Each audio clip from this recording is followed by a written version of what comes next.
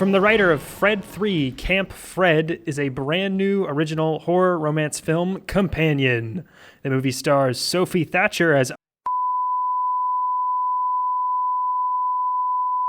played by Jack Quaid.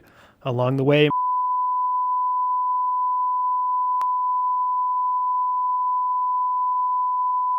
it was really weird when Kermit the Frog showed up at the end and they all sang Rainbow Connection, though.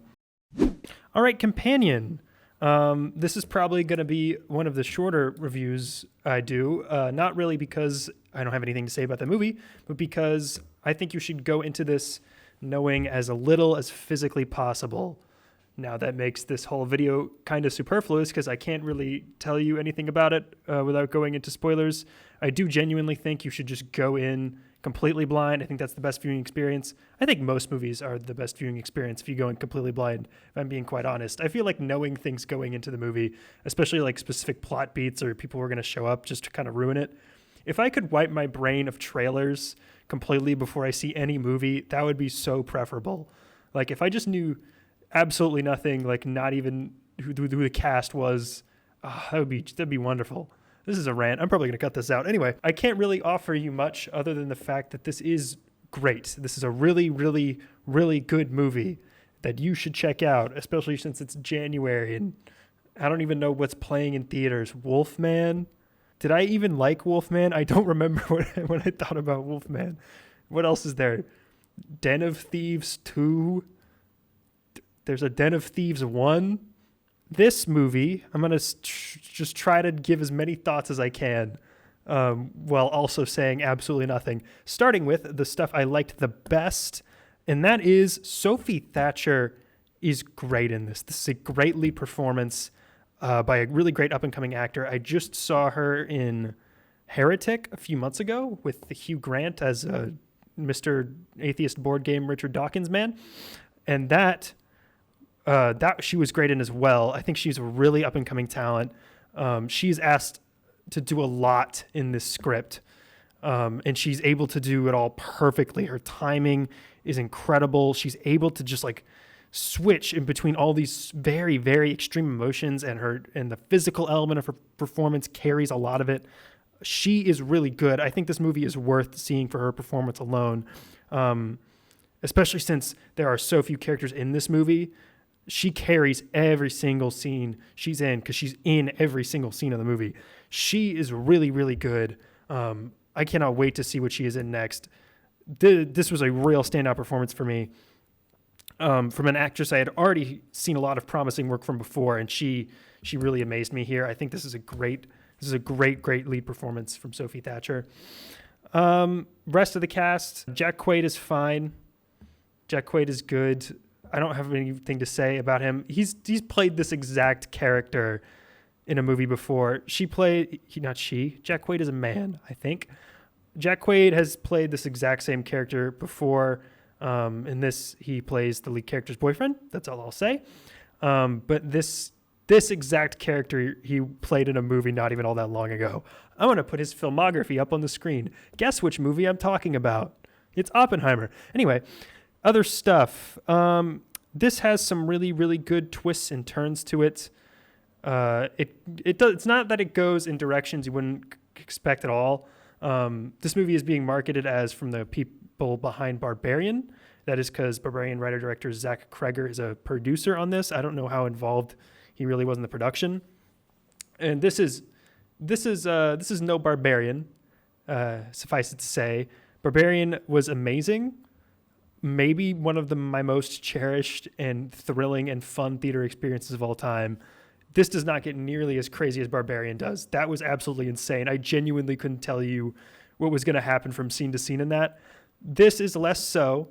It goes in some directions that you wouldn't necessarily think immediately, but this is not as nearly of a completely insane script. It's a very small scale movie. It's got a very limited scope to it. It was a very low budget movie. I think it was made for like $10 million. And it makes fairly good use of that budget, but don't expect this to be as wild, as insane as Barbarian is. I think you're going into it with the wrong mindset if you're doing that. And also don't go into this expecting a horror movie. This is marketed as a horror movie because that is what people will go see. It has the budget of a horror movie. It has an R rating. But this is not a horror movie. If you were expecting literally anything scary from this at all, you are going to be disappointed. There is very little horror element to this. It is a black comedy with a lot of violence, which I like. I have no problem with that. I don't know why we have to pretend that all of these very like small scale movies are horror films. I think that's the only way they get made now, is if there's some horror element to it. This movie barely even pretends to have one. It's really just like maybe 2 scenes of excessive violence. You're not even really getting like very gruesome imagery in this. It's really tame. Honestly, this probably could have been PG-13. I'm honestly surprised it's not, outside of literally like maybe 2 or 3 shots, and there's maybe some F-bombs in it. But literally, this could have been PG-13. This is exceptionally tame. There's barely any horror elements at all. But yeah, no, without getting into spoilers, this is so short. Oh my gosh. There's so little to say I can say without getting into spoilers. All I'll say is, once again, Sophie Thatcher, amazing lead performance. Writer-director Drew Hancock, this is his first feature he has ever written and directed. Really good stuff. Very creative ideas here all around. He's saying some interesting stuff. This doesn't get too bogged down in any message in particular. It obviously has themes that aren't going to be very difficult to decipher, but it is a really, really fun... This is a fun breakup movie. This is a really, really good breakup movie. My only real negatives are that this is a film with 7 characters, and yet one of them somehow manages to be underwritten, which is kind of surprising. You'll know which character I'm talking about probably about 15 minutes into the movie. Their entire presence is completely superfluous. They're not even really like they're a conduit for part of the movie's setup. Other than that, they serve zero purpose in the story. You think maybe their dynamic with one of the other main characters is going to go somewhere. It doesn't. They're completely useless. The only other thing I'll say about this is that if you've seen both of the trailers, there's probably been some stuff that was ruined for you. I know I saw the second trailer, which contains all the plot stuff that is spoilery in it. The first teaser is fine. You can watch the first teaser and just see a couple quick images and make it through okay. But if you saw the second trailer, not only are you going to have the basic premise kind of shown, but also some pretty major twists and turns it takes, which I wish wasn't the case. I didn't want to have this ruined for me, and I didn't. There was still some surprising stuff that occurred.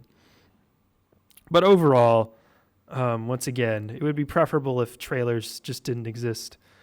For me, obviously, they're necessary to market the movie. What am I even saying? Yeah, not a lot of thoughts. Go check it out. Well made, well acted, good time, nice original idea, good stuff. I feel like I've contributed. Absolutely nothing. This video is gonna be like 7 minutes long. But yeah, no, this is definitely worth checking out. Go check out Companion. And well, good for Drew Hancock and Zach Kreger putting out nice, good, original, creative stuff. I can't wait to see what they do next. Oh.